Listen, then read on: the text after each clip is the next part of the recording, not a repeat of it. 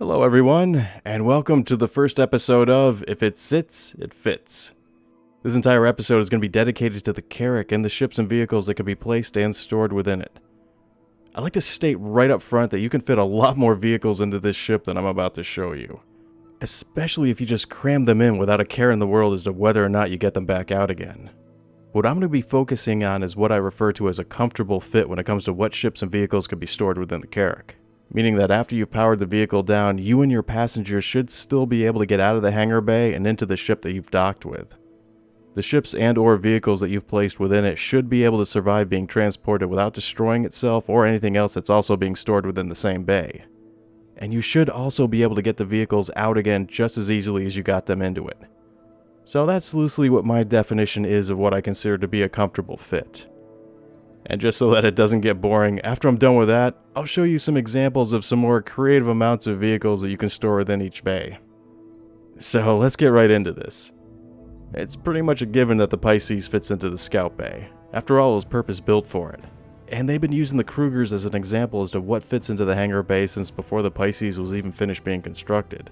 So there's not much that I can really add to that. So instead I tried to see if I could fit two Krugers into that same amount of space. I found that I could easily fit a couple in if you park them facing in opposite directions to one another. They sit nicely, there's plenty of room to walk around the ships, and you can still close the hangar doors once you've gotten them both inside. These are the main things that you're going to be looking for when you try to store a ship inside of the Scout Bay. Just sticking the nose of a ship in and calling it a day isn't going to count. If a ship can't be seated squarely onto the hangar floor, then it won't be stable enough for transport. And if you can't close the hangar bay doors, then you won't be able to transport the ship at all. After getting these two ships into the scouting bay, I started to wonder if I could get a Kruger into the Rover bay as well. It turns out that getting one in is no problem at all, and you can easily get it out again without having to do any weird acrobatics like you need to do when you're trying to get a Merlin inside of a Starfarer. I also found that getting two in there is just as easy as it is getting one inside. It's almost like this area was made for holding these snubcraft. They don't clip the ceiling or the sides of the bay, and there's still plenty of room left over inside of the hangar to walk around them. And if you park two snubcraft into the Scout Bay and another two in here, then you'll have enough Kruger-based firepower to take on a Crackapillar. The only thing that I could add to this is that a skilled pilot might be able to get 3 Merlins or Archimedes into the same amount of space. I'm thinking that you could do it if you park them opposite to one another, like how I previously showed them being parked in the Scout Bay. So that's my challenge that I present to you. And I'm pretty sure that you could pull it off as long as you don't end up running out of Krugers to work with like I did. The 85X is next on the list, and it's not surprising that it also fits into the Scout Bay without any issues. The 85X's dimensions are almost identical to the Pisces if you compare their maximum length, width, and height measurements. It's once again a perfect fit and a nice alternative craft to be able to use if you're more into the touring aspect that this smaller ship provides. Just like with the Krugers, I tried to see if I could get it into the Rover Bay as well. Well, there's good and bad news there. Dimensionally speaking, there's no issues with fitting the 85X inside of it, but its wingspan makes it too wide for you to be able to pull it straight into the bay. You can get past the hydraulic lifts by sneaking it in one wing at a time. After you do that, it's easy to bring it the rest of the way in. You just have to make sure to be careful while you're trying to get it out again. And that brings me to the Razor and the M50. The Razor fits into the Scout Bay as easy as the Pisces does. I was a little concerned at first that the tail fins were going to jut out too much, but after you've landed, you'll see that there's plenty of room to spare. It's also just short enough that you can shut the hangar door and be able to take the ship with you anywhere you want. Personally, I love the full 360-degree windowed view that you get of the scouting bay from within the ship. You can also get the Razor into the Rover Bay, but the only stipulation is that you'll have to do that same maneuver that I used to get the 85X into it, which means you have to wiggle the ship so you can get its wings around the ramp's hydraulic lift one at a time.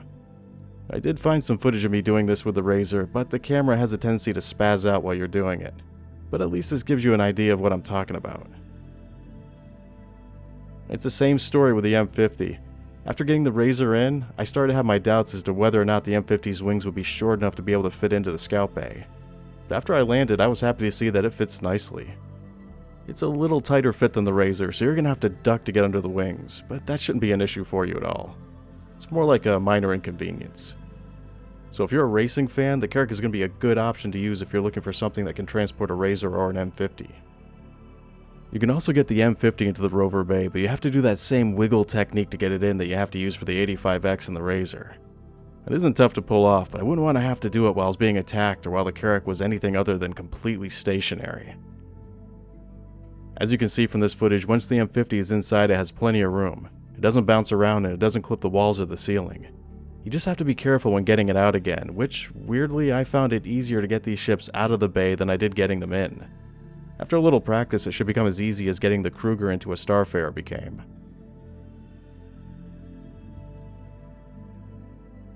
I was hearing rumors that some other ships could also fit into the Carrack scout bay, so that piqued my interest into trying to see for myself if any of them were actually true.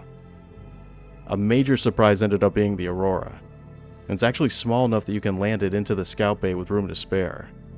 I really didn't expect this to work, but it does, and quite frankly, it kinda changes my opinion of this ship. Now that I know there's a potential synergy that could exist between these two vessels, I'm going to start looking closer into the Aurora lineup to see if I could somehow combine its strengths with the Carrack's. I used the MR while trying this out, but all the other Auroras have the same dimensions, so if this works with one of them, it's going to work with all the other variants as well. The final surprise is that you can actually close the hangar doors while it's inside. This means that an Aurora is going to be a viable alternative to use as a scouting ship. Something like the LX is better than the Pisces is when it comes to combat, and has a bed that you can use to log off.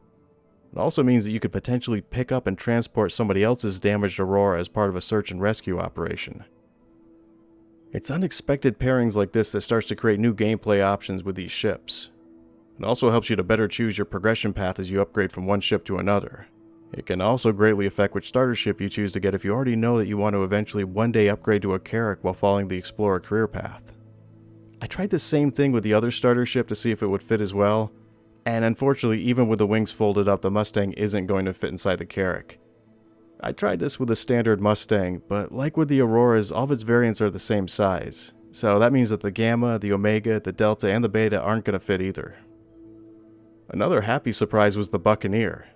It has one of the smallest profiles among the single pilot ships, and the poor little Buccaneer doesn't get a lot of love in these videos, so I decided to try and give it a chance to shine. And at first it failed. On my initial attempt, it really only missed fitting into the scout bay by a tiny amount.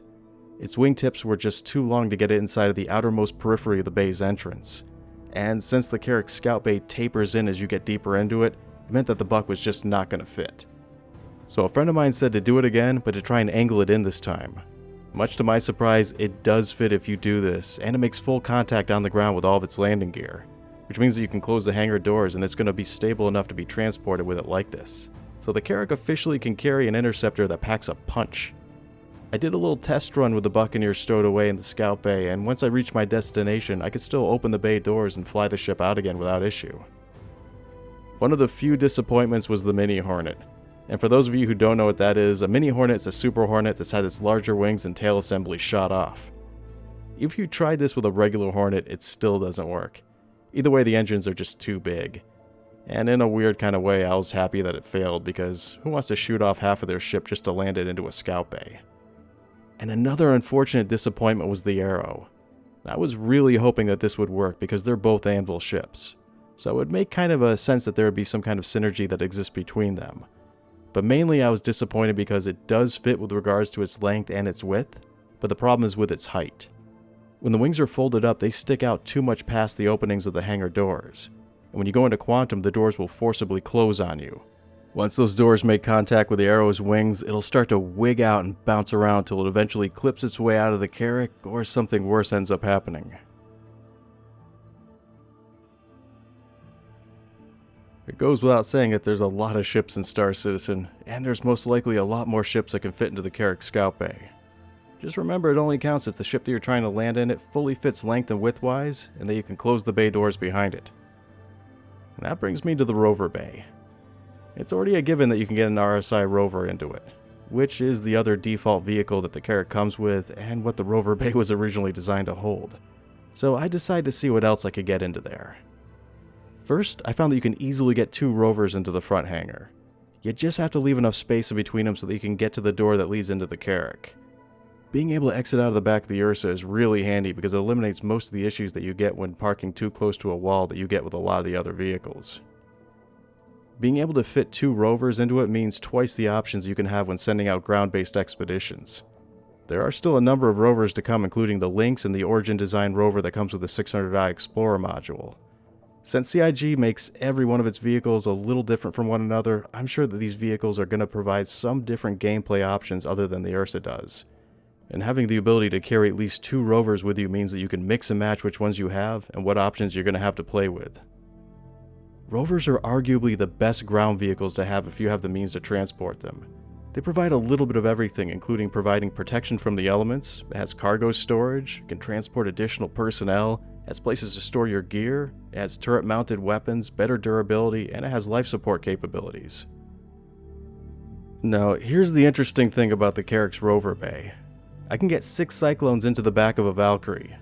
The Valkyrie can only fit 1 rover into it, and I can get 2 rovers into the Carrack. So does that mean that I could park 12 Cyclones inside of the Carrack? If I could, that would end up being more Cyclones than you're supposed to be able to get into an M or a C2. The trouble is that the Valkyrie's vehicle bay is longer and thinner than the Carrack's, so although you can get 2 rovers into the Carrack, you can still only get 6 Cyclones into it. Instead of stacking them 2 to a row with 3 rows like with the Valkyrie, in the Carrack you have to stack them 3 to a row in 2 rows. And in all honesty, you can only really get 4 Cyclones in there if you want them to comfortably fit inside of the bay. With 4, you'll be able to get around them no matter where they're parked, but with 6 in there, you're just going to have to jump up onto the hoods in order to get around. I mean, you can still do it. It's just going to be a little bit on the inconvenient side, and usually a little more so than I tend to want to have to deal with.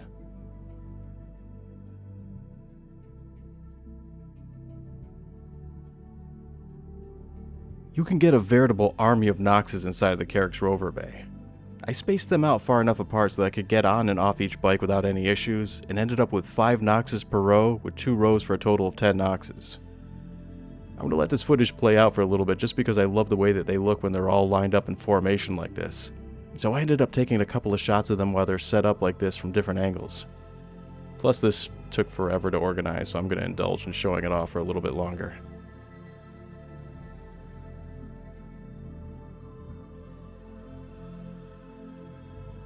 I tried this same experiment with a group of Dragonflies. The tricky part with the Dragonflies is that if you plan on transporting them, then they all have to be sitting on the vehicle grid. With that limitation in place, I could only get 5 of them into the Carrack. The main reason why they have to be on the physics grid is because anything that isn't going to be on there is prone to having all kinds of problems while the ship is moving. The game really doesn't like things that are hanging too much off of the grid, or if they're completely sitting on the ramp. And in the past, I've experienced all kinds of problems from things that were left parked on a ramp that includes rubber banding outside of the vehicle or completely clipping through and falling out of the ship. But just for the sake of science, I tried anyway. I ended up getting a total of 8 Dragonflies in, which ended up adding an entire extra row to what I already had set up within the ship. Every one of the Dragonflies in the last row were about 1/4 on the vehicle grid and 3/4 on the ramp. And they did some serious flipping around when I closed it, and again after I tried to take off. Based on what I've shown you, you can imagine how many combinations of vehicle types you could potentially fit within the rover bay of the Carrack, which means that you're going to have a lot of variation when it comes to what types of vehicles you can bring along with you and what kind of options you're going to have to work with once you've arrived. There's definitely going to be a meta that's going to evolve among Carrack owners as to what they end up considering to be the best vehicles to bring along with you. Some honorable mentions for vehicles that didn't make the final cut includes the Ballista, which you can get it inside of the rover bay all the way up to its missiles and then it just stops dead. If you get a running start, you can really jam the Ballista inside of the ship, but once you've done that, you're never going to get it out again. So I'd advise you to not try doing it. Earlier on, one of the devs mentioned that the cargo bay can barely fit a Ballista into it, so we'll just have to see how that turns out after the cargo pods become fully functional. Another honorable mention is the Greycat buggy. Now, to address the issue of how many you can get into the hangar bay at once, the answer is simple. Any amount that you can get your hands on will fit. I spent half a day once organizing and cramming Greycats into the back of a Cutlass Black, and based on that little endeavor, I came to the conclusion that I'm not masochistic enough to try that same stunt with a Carrack. But feel free to try on your own if you want. Instead, I just tried to see how far inside of the ship I could get using the kitty, and I really didn't get past the first intersection before I got it fatally stuck. Guess I'm gonna have to wait till my Ranger is ready before I end up trying this again. Now, I'm under no delusions that this is a complete or even a comprehensive list of what kinds of vehicles could potentially fit inside of the Carrack. There's still a lot of ships to come and many that I didn't even consider trying. Just the fact that I had to go back and retry fitting the Buck into it is definitely proof that there's still a lot of things that I might have missed. So I encourage you to do this on your own and use this video as a guide to give you new ideas for things to try and ways for you to attempt to get other ships inside of either of the Carrack's hangar bays. Well, that's going to be it for this episode of If It Sits, It Fits. I've been your host, Law of the West. Thanks for watching, and take care.